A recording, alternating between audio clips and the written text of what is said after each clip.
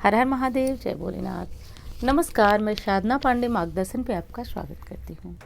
दोस्तों, आज मैं बात करूँगी कि जब आप पीपल में जल चढ़ाते हैं और जल चढ़ा लेते हैं, जो भी पूजा विधि जिस तरीके से आप पूजा करते हैं और उस पूजा करने के बाद यदि आप ये 3 काम नहीं करते हैं तो निश्चित रूप से मानिए। और दूसरी चीज़ बता दूँ, उसका फल आपको कहीं किसी भी प्रकार से नहीं मिलता है। और ऐसा नहीं है कि बिल्कुल नहीं मिलता है, लेकिन जिस तरह से आपने पूजा की, मेहनत किया, उस प्रकार उसके परिणाम आपको नहीं मिलते हैं। अगर दूरगामी तरीके से सोचे, यानी कि लंबे प्रत्यक्ष लाभ के बारे में सोचे, तो ये लाभ बहुत कम होता है, जो कि आप यदि ये 3 काम करके करते हैं तो पूर्णतया आप इसके लाभ को प्राप्त कर लेते हैं। तो चलिए दोस्तों, अब वीडियो में अंत तक बने रहिएगा। और हाँ, ये 3 काम हर सभी को करना बहुत ज़्यादा ज़रूरी है। तो पीपल में जब आप जल चढ़ाएं, वैसे विशेष बात मैं एक चीज़ कर रही हूँ, शनिवार को। वैसे तो रविवार छोड़कर आप सप्ताह के सभी दिन पीपल को पूज सकते हैं, जल चढ़ा सकते हैं। जहाँ तक सुहागिन महिलाओं की बात है, तो आप जो है सिंदूर चढ़ाएं, और कुंवारी लड़कियाँ हैं तो वो लोग रोली का तिलक करें, चंदन का तिलक करें। पुरुष जो है विशेष सफ़ेद या फिर पीले चंदन का तिलक पीपल वृक्ष पे कर सकते हैं, यदि वो लोग पूजा करते हैं तो पीपल पूजा की बहुत साधारण सी विधि है। और यदि आपने नहीं देखी है तो मैं करके बताई हूँ, आप उस वीडियो को सर्च कीजिएगा, पीपल पूजा मार्गदर्शन, तो वो चीज़ आपको दिख जाएगी, कैसे पूजा, कैसे परिक्रमा, क्या क्या। तो वो भी देख लीजिएगा यदि आपको किसी भी तरह से डाउट हो कि नहीं कर पाएंगे या फिर कोई दिक्कत हो तो देख लीजिएगा। तो अब दोस्तों, उसमें समय वगैरह सब मैंने बताया, समय को लेकर बहुत ज़्यादा आप लोग कंफ्यूज रहते हैं, तो वो सब देख लीजिएगा। मैं विशेष जो है आपका ध्यान इन 3 कामों पे ही दे रही हूँ, क्योंकि बहुत ज़रूरी है कि पीपल पूजा के दौरान आप इन 3 कामों को करें। तो चलिए अब फटाफट देख लेते हैं कि वो 3 काम कौन कौन से हैं। पीपल में जल देने के बाद एक काम करना ज़रूरी होता है, विशेष शनिवार की बात कर रही हूँ, पीपल को स्पर्श करना। शनिवार के दिन आप पीपल को स्पर्श कर प्रणाम करें, या फिर देखे होंगे आप कुछ महिलाएं जो है पीपल को जैसे दबाती हैं, जैसे किसी का पैर दबाया जा रहा है, तो ये भी स्पर्श ही है, लेकिन बस छूना है आपको पीपल को छूना। आज के दिन साक्षात लक्ष्मी नारायण को स्पर्श करना, छूना माना जाता है। तो देखिए, पीपल को आज स्पर्श भी कर लेते हैं ना, तो निश्चित रूप से मानिए कि आप बहुत सारी परेशानियों से बच जाते हैं। ऊपर से साक्षात आप लक्ष्मी और नारायण का स्पर्श करते हैं। नारायण के स्पर्श से आपको जो है जो आने वाले संकट है या फिर वर्तमान में किसी भी मुसीबत में आप चल रहे हैं, तो आपको उनसे मुक्ति मिल जाएगी। और लक्ष्मी माता की कृपा आपके ऊपर बरसेगी, ये तो आप जानते हैं। तो जब पीपल पूजा करते हैं, विशेषकर पुरुष वर्ग बहुत जल्दी में होते हैं, मैं देखती हूँ वो लोग पूजा करने के बाद फटाफट चले जाते हैं। एक बार हाथों से छू करके पीपल को आप दोनों हाथों से मतलब एक हाथ से नहीं, दोनों हाथों से छू करके स्पर्श करके बहुत अच्छी तरह से प्रणाम करें। विश्वास मानिए दोस्तों, पीपल में स्पर्श की बात भी हमारे शास्त्रों में बताई गई है। स्कंद पुराण में पीपल पूजा की महत्ता बताई गई है। उसमें बताया गया है कि पीपल स्पर्श जो है शनिवार को करना बहुत सारी समस्याओं को स्वयं समाप्त कर देता है। तो आप सभी जरूर करिएगा, ये कहीं सुनी बात नहीं है, ये शास्त्रों की बात है। एक एक चीज़ मैं आपको अच्छी तरह बताऊंगी कि कहाँ से कैसे मैंने देखा है। तो विशेषकर इस चीज़ को आप कर लीजिएगा, शनिवार के दिन दोनों हाथों से स्पर्श कर लीजिएगा।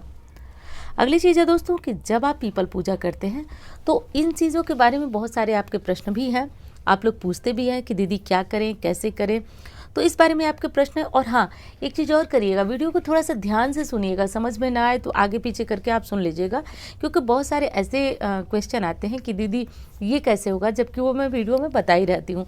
तो थोड़ा सा ध्यान दीजिएगा, क्योंकि अच्छा नहीं लगता है ऐसी चीज़ों का जो मैं बताई हूँ उसको कमेंट करके और आपको बताने का। तो देख लीजिएगा, और बहुत लोग तो इतने ध्यान से देखते हैं कि पूछना ही नहीं है, तो ये भी कर दीजिएगा। और अच्छी लगती है वीडियो तो लाइक किया करें और सब्सक्राइब फटाफट कर लीजिए, क्योंकि इस चैनल पे आपको बिल्कुल शास्त्रों की जानकारियाँ मिलती हैं, तो सब्सक्राइब करना मत भूलिएगा।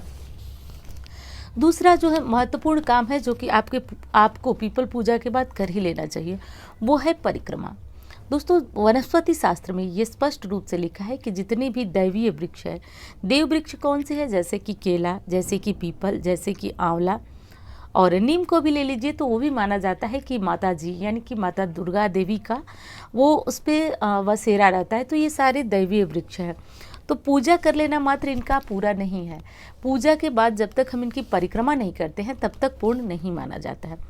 वैसे तो आप जानते हैं कि जो हमारे शास्त्र है उसमें देवी देवताओं की परिक्रमा की बात कही गई है, लेकिन चलिए वो करते हैं नहीं करते हैं वो अलग बात है।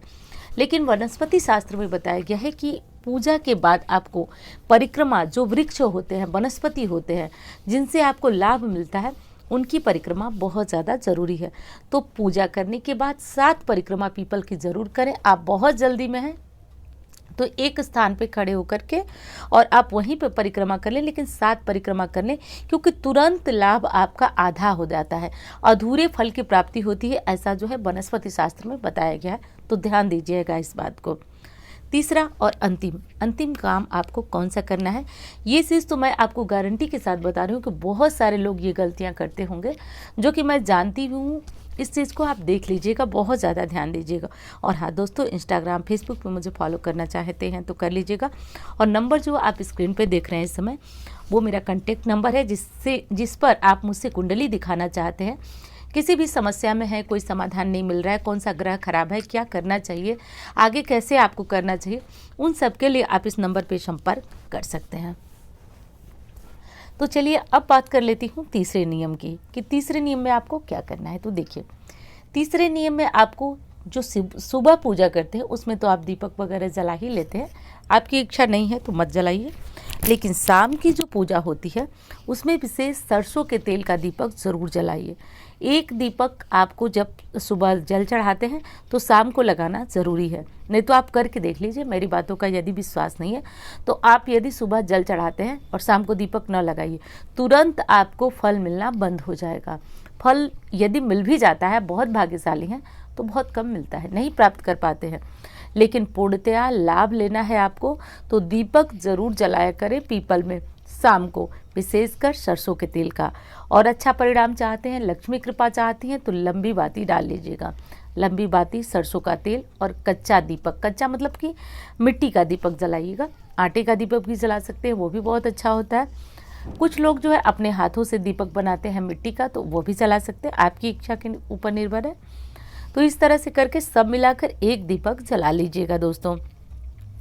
क्योंकि ये जो 3 नियम मैंने बताए ना, आपको विश्वास नहीं हो तो इस चीज़ को, बहुत सारे लोग होंगे जो इसमें से कोई ना कोई गलती करते होंगे, तो ऐसी गलती करते हैं और पीपल पूजा करते हैं तो विशेष कोई लाभ आपको खास मिल नहीं पाता है।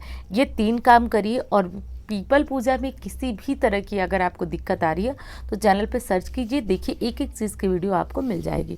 तो ये तीनों काम कर लीजिए। बैठे बैठे मेरे दिमाग में तो आया कि ये तीनों काम जो है वो बहुत सारे लोग नहीं करते हैं और प्रश्न भी आते हैं, दीदी ऐसे कैसे, वैसे कैसे। तो हमने सोचा कि चलो एक अच्छी सी ये 3 जानकारियाँ आपको दे देती हूँ।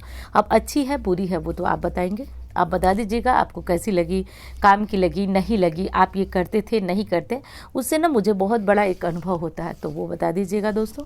और चैनल को सब्सक्राइब कर लीजिएगा, वीडियो को लाइक करिएगा, और अच्छा करना चाहते हैं तो आप जो है वीडियो को शेयर कर सकते हैं। तो चलिए भोलेनाथ का नाम लेते रहिए, प्रसन्न रहिए, खूब खुश रहिए।